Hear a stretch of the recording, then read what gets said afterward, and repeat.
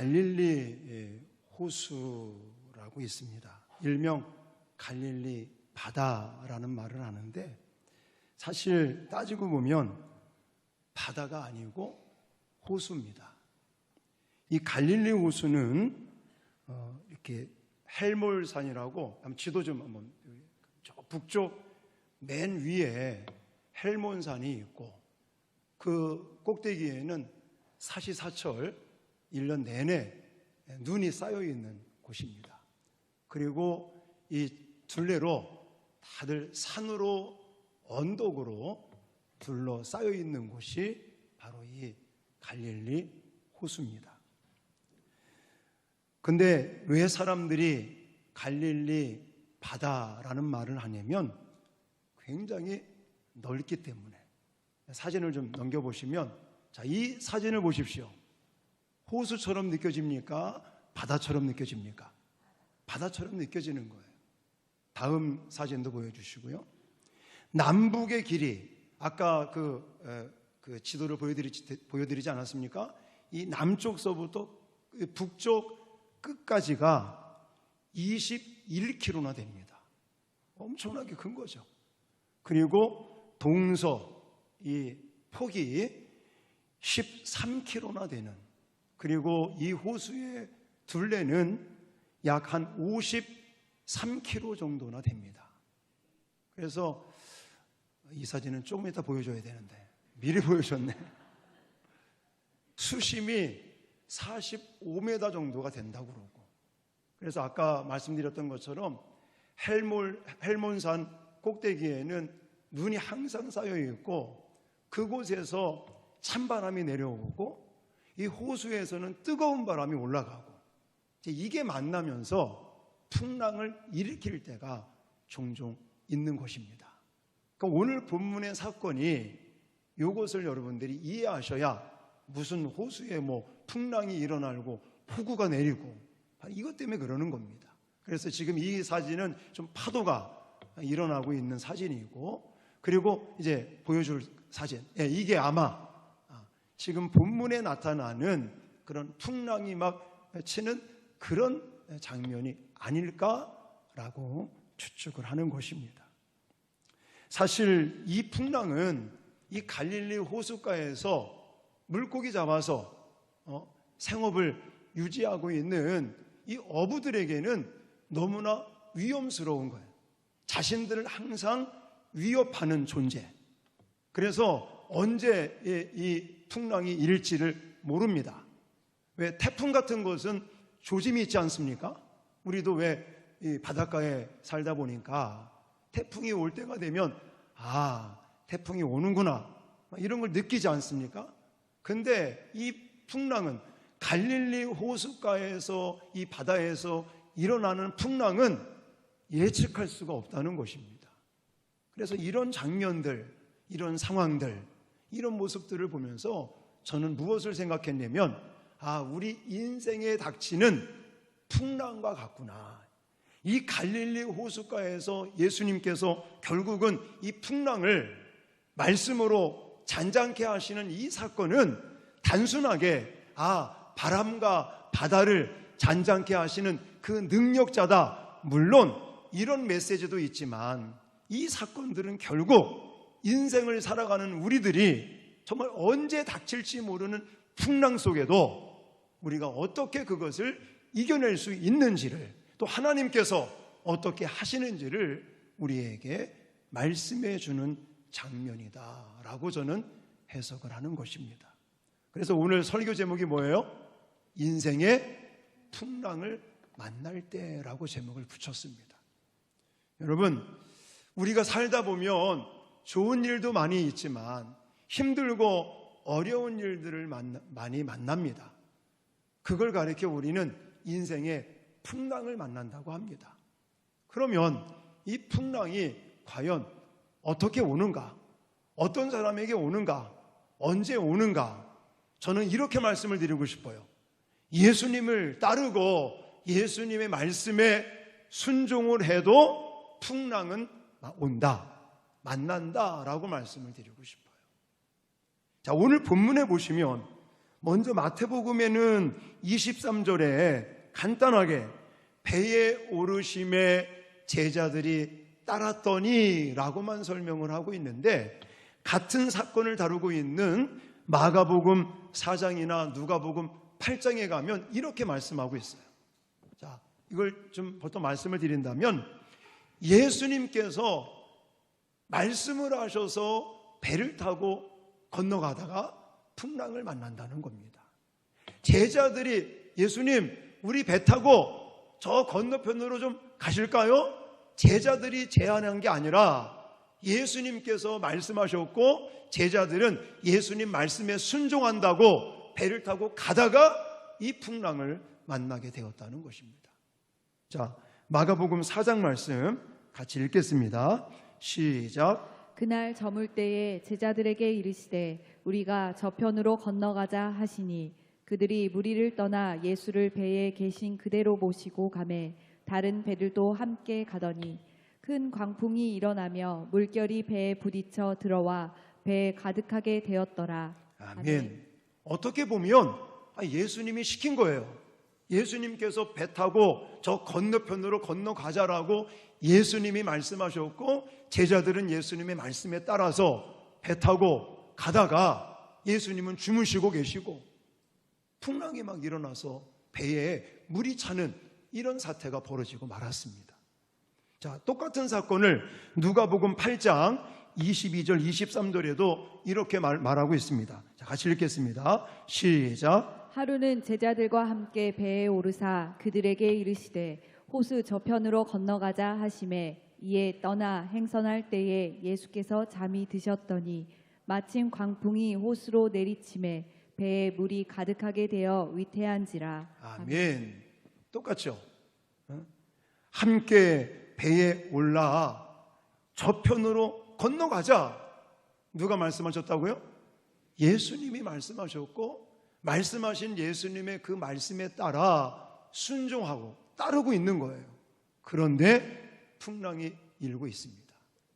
이런 거와 마찬가지로 우리들도 우리가 믿음 생활 잘해보겠다고, 신앙생활 열심히 해보겠다고, 봉사하고 기도 생활하고 이러는데 우리의 일상생활 속에 풍랑이 일어날 수 있다는 것을 저와 여러분들이 알고 계셔야 됩니다. 어떤 분은 그래요.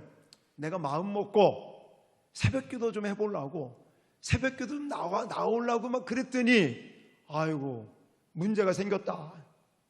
그래서 안 해버려. 어떤 사람들은 또 반면에 내가 하나님을 몰랐고 교회에 가보지도 않았는데 이제 예수님 믿고 교회에 나가면서 믿음 생활하고 그러니까 사업도 잘 되고 일이 잘 풀리고 할렐루야라고 이렇게 간증하는 사람도 있죠. 좋습니다. 그거 나쁘다는 얘기 아닙니다. 근데 그것만 있는 게 아니라 예수님을 믿어보려고, 내가 그전에는 예수님 안 믿고 그냥 막 세상 사람들과 똑같이 지내고 할 때는 일이 잘 됐는데, 내가 좀 마음 먹고 하도 교회 가자고 그러고 예수 믿자고 그래서 이제 마음 먹고 교회 집 나가면서 예수 믿으려고 하니까 사업이 안 돼. 이런 경우가 생길 수도 있다는 거예요. 아무래도 안 될 것 같다고. 그게 아니라 그걸 뛰어넘어야 되는 거죠. 여러분, 성경에 보면요, 정말 하나님을 의지하는 사람들에게 여러 가지 환난과 어려운 일들이 나타날 때가 굉장히 많습니다. 제가 시편 말씀을 읽다가 보니까 시편에 그런 말들이 많이 나오는데 대표적으로 두 가지만 여러분에게 소개하도록 하겠습니다. 자, 시편 1절 말씀 한번 보겠습니다. 시작. 여호와여 어찌하여 멀리 서시며 어찌하여 환난 때에 숨으시나이까. 아멘. 시편 기자가 어찌하여 멀리 서 계시는 겁니까? 자기는 지금 너무 힘들고 어렵고 하나님의 도우심이 필요한데 왜 환난의 때에 숨어버리십니까? 라고 원망의 조로 이렇게 이야기를 합니다. 자, 또 시편 44편에 가니까 또 이런 말씀이 있더라고요. 같이 읽겠습니다. 시작. 우리가 종일 주를 위하여 죽임을 당하게 도살할 양 같이 여김을 받았나이다. 주여 깨소서. 어찌하여 주무시나이까. 일어나시고 우리를 영원히 버리지 마소서. 어찌하여 주의 얼굴을 가리시고 우리의 고난과 압제를 잊으시나이까. 아멘. 보면은 비슷비슷해요. 왜 숨으셨습니까? 왜 가리셨습니까? 왜 주무십니까? 어찌하여 주무시고 계십니까? 오늘 본문에도 보니까 예수님이 뭐하고 있어요? 주무시고 계시는 거예요. 그렇게 표현되고 있습니다. 여러분, 우리의 신앙은 예수를 믿고 만사가 잘 되는 것도 물론 있습니다. 그렇지만 우리는 그 신앙에서 머물러서는 안 돼요. 우리의 신앙 가운데는 그런 만사 잘 되고 형통한 것도 있지만 때에 따라 환난과 풍랑이 일어날 때도 있다는 사실을 기억하시길 바랍니다. 근데 거기에는 분명한 이유가 있고 하나님의 뜻이 있고 하나님의 목적이 있어요. 오늘 본문에 보면 맨 마지막 절에 뭐라고 말하냐면 이가 누구기에 정말 이가 어떤 사람이기에 바람과 파도도 순종하는가. 제자들이 예수님의 말씀에 순종하고 예수님을 따르면서 예수님께서 시킨 대로 배 타고 건너가다가 풍랑을 만났는데 결국은 원망의 어떤 소리가 나올 수도 있지만 예수님께서는 어떤 의도였느냐, 바람과 파도도 잠잠케 하는 하나님의 능력을 보이시기 위한 하나님의 이유가 있었다는 사실입니다. 할렐루야. 그러므로 저와 여러분의 인생 가운데 오늘 본문에서 이 갈릴리 호숫가에 지금 닥치고 있는 이 풍랑 같은 일들이 저와 여러분의 인생 가운데도 일어날 수 있다는 것을 꼭 기억하시기를 바랍니다. 그렇다고 해서 원망하거나 불평하거나 이럴 필요가 없는 거예요. 왜냐? 오늘 본문과 같이 예수님이 바다와 바람도 잔잔케 하시는 이 자연계까지도 통치하시고 주관하실 수 있는 전지전능하신 능력자인 것을 나타내기 위함과 같이 저와 여러분의 인생 가운데 풍랑이 일어날 때 분명히 하나님께서 저와 여러분들을 향해 하시고자 하시는 말씀이 있고 하나님의 뜻이 있기 때문에 풍랑이 일어날 수 있다는 것입니다. 그래서요, 저와 여러분의 삶 가운데 이 환난, 이 풍랑 이런 것들이 일어나는 것을 나쁘다고 생각하지 마십시오. 자, 오늘 본문에서 또 한 가지 제가 강조드리고 싶은 것은 상황이나 환경에 집중하지 마시라고 말씀을 드리고 싶어요. 내가 인생을 살다가 여기 갈릴리 호숫가에 풍랑이 일어나듯이 내 인생에 풍랑이 일어날 때 우리는 지금 닥치고 있는 상황이나 지금 내가 힘들어하는 이 환경을 탓하거나 그것에 우리는 집중하면 안 된다는 것입니다. 자, 제자들은 이 갑자기 만난 풍랑을 갑자기 만나자 예수님을 깨우기 시작을 합니다. 자, 25절 가볼까요? 자, 25절 시작. 그 제자들이 나와 깨우며 이르되 주여 구원하소서 우리가 죽겠나이다. 아멘. 이 말은요, 제가 느끼기에는 좀 믿음이 없는 얘기 같아요. 그들은 예수님을 깨우면서 이런 어조인 것 같아요. 당신이 진짜 하나님의 아들이야? 당신이 진짜 능력자야? 근데 주무시고 계시고 우린 지금 죽어가고 있는데 막 이런 쪽으로 얘기하는 것 같아요. 그러니까 이 말씀을 들으신 예수님의 반응을 우리가 정말 정확하게 이해하고 파악을 하셔야 됩니다. 26절 말씀 시작. 예수께서 이르시되 어찌하여 무서워하느냐 믿음이 작은 자들아 하시고 곧 일어나사 바람과 바다를 꾸짖으시니 아주 잔잔하게 되거늘. 아멘. 26절의 장면을 가만히 보면 예수님도 지금 그 배에 타고 계신 거예요. 제자들만 위협을 받는 게 아니라 풍랑의 위협을 받고 있는 게 아니라 예수님 자신도 육체를 가지고 그 배에 타고 계시고 지금 풍랑이 일어나서 물이 배에 들이차면서 배가 가라앉을 것 같은 그런 상황이 제자들에게만 나타나는 것이 아니라 예수님도 같이 겪고 있다는 겁니다. 근데 예수님은 물이 들어와서 어떡하지? 이 풍랑에 대해서 한마디도 먼저 말씀하시지 않아요. 오히려 누구에게 먼저 말씀하셨습니까? 제자들을 책망을 먼저 하고 있다는 거예요. 이걸 여러분들이 놓치시면 안 됩니다.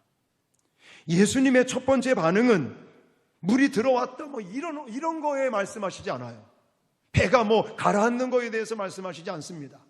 너희들은 지금 뭐 하고 있느냐?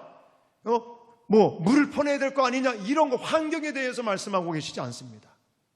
뭐에 대해서 말씀하시냐면 왜 어찌하여 두려워하느냐? 믿음이 작은 자들아. 제자들을 먼저 책망하고 있어요. 믿음이 없어서 두려워하고 있는 제자들을 책망하고 있다는 것을 우리는 기억을 하셔야 됩니다. 여러분, 다시 한번 강조하지만 예수님 믿고 예수님 말씀 따라 순종해도 풍랑이 일어날 수 있다라는 거예요.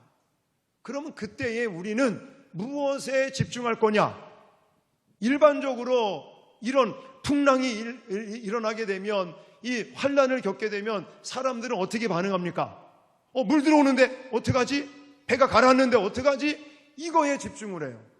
근데 예수님은 환경, 지금 상황, 망해져 가고 있고 죽어가고 있는 그 상황, 그걸 먼저 말씀하시는 게 아니라 제자들의 두려워하는 마음, 제자들이 믿음이 작은 것을 지적하고 계시는 거예요. 여러분, 이거 한번 생각해 보셔야 돼요. 내가 예를 들어 하나님의 어떤 은혜 가운데 살다가 풍랑이 일어서 정말 죽을 것 같은 너무나 힘들고 어려운 일을 겪을 때 나는 과연 무엇에 먼저 관심을 갖느냐? 내가 믿음 없고 내가 지금 두려워하고 하나님께서 이 사건을 통해서 무엇을 말씀하시려고 하는지, 하나님의 뜻이 어디에 있는지, 이것을 우리는 과연 먼저 생각을 하는지, 아니면 지금 물 들어오니까 이 물을 퍼내야 된다, 뭔다, 지금 벌어지고 있는 이 환경, 상황에 집중하고 있는지 먼저 한번 점검해 보시기를 바랍니다. 지금 예수님의 관심사는요, 배에 물이 들어오는 거 아니에요. 풍랑이 막 일어나서 죽을 것 같은, 배가 가라앉으면 어떡하나, 예수님은요 그거에 관심이 있는 게 아니고 제자들이 지금 두려워하는 거, 믿음 없는 거, 믿음이 약해서 지금 난리치고 있는 거, 이것을 예수님은 지적하고 있는 것입니다. 사랑하는 성도 여러분, 예수님께서는요 지금 이 믿음 없다라고, 믿음이 작다라고, 그래서 왜 두려워하느냐고 지적을 하고 계시지 않습니까? 이 말씀을 다르게 표현한다면 무슨 말이냐면, 왜 나를 신뢰하지 않느냐라는 거예요. 아까 말씀드렸죠. 제자들이 지금 주여 우리가 죽겠나이다, 우리를 좀 구원해 주십시오, 우리가 지금 죽어가고 있습니다 라고 말하는 것은 예수님을 신뢰하지 못하기 때문에 그 말을 하는 거예요. 여러분, 예수님은 지금 주무시고 계세요.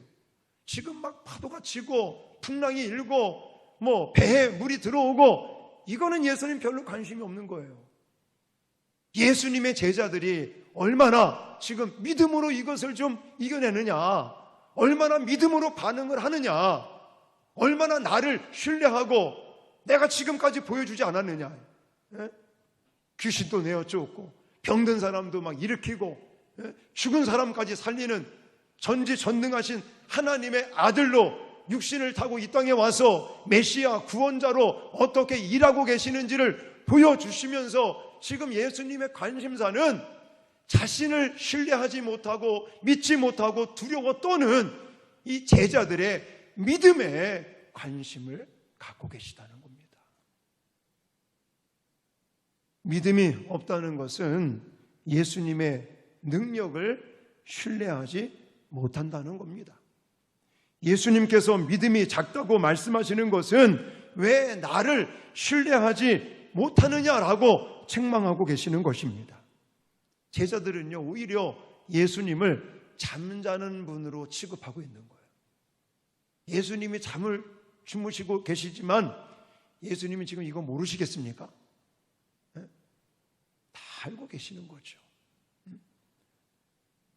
너희가 원하는 때가 아니라 하나님의 때가 있다는 것을 예수님은 강조하고 있다는 것입니다. 사랑하는 성도 여러분, 우리가 제자들의 이런 모양처럼, 이 어떤 상황처럼 우리들도 자꾸만 힘들고 어려운 일이 찾아오고 풍랑이 일어나게 되면 자꾸만 그래요.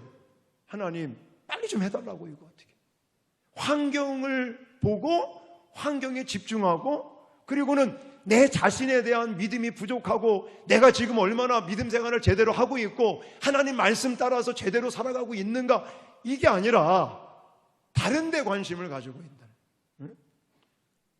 여러분, 예수님은 지금 이 갈릴리 호숫가에서 풍랑이 일어났고 이것을 처리하시는 과정 속에서 예수님은 제자들의 두려워하고 믿음이 작은 것을 먼저 지적하고 있다는 것을 기억하시고, 저와 여러분들이 인생의 풍랑을 만날 때 물론 왜 이 일이 벌어졌는가, 이런 어떤 환경이나 지금 상황에 집중하지 마시고 정말 내 믿음은 온전한 믿음이고 내 믿음을 정말 하나님을 신뢰하는 온전한 믿음인가 아닌가, 내 자신을 뒤돌아보고 성찰하고 정말 하나님께서 어떤 뜻하신 바가 있는지를 우리가 기도하면서 그것을 고민하고 여쭤보고 하는 이런 아름다운 믿음들이 되어질 수 있기를 주님의 이름으로 부탁을 드립니다.